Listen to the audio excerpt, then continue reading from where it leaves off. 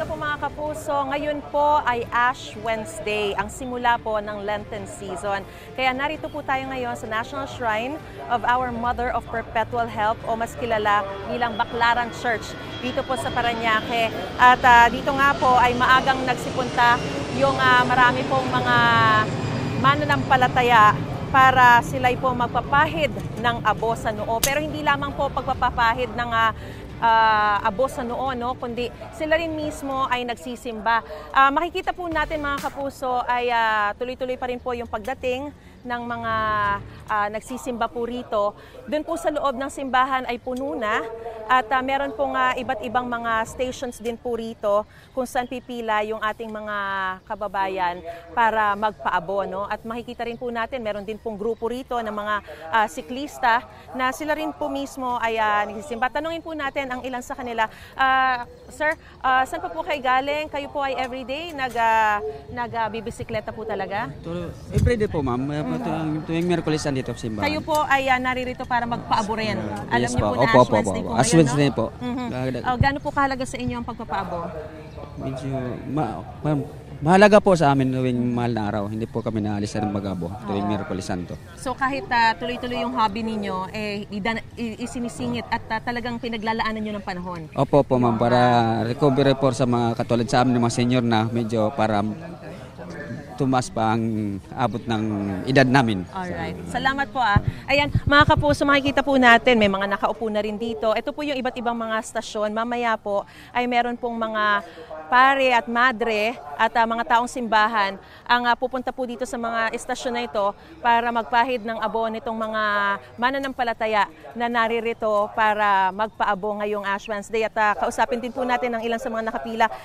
Good morning po, ma'am. Kayo po ay galing pa po saan? Sa Tokyo po. Tokyo? Yeah. Kailan po kayo dumating dito? Nung last Wednesday lang.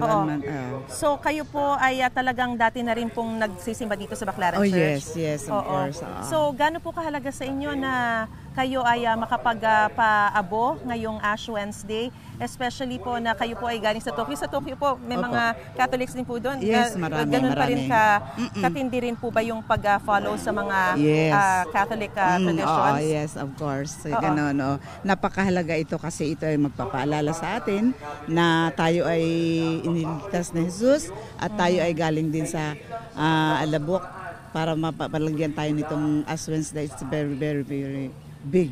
Very important. Yeah, important, yeah. Ayan. So kayo rin po ay talagang sinusunod niyo yung mga pagsasakripisyo, pagtitika, pagpanahon ng Kwaresma? Lahat, yes.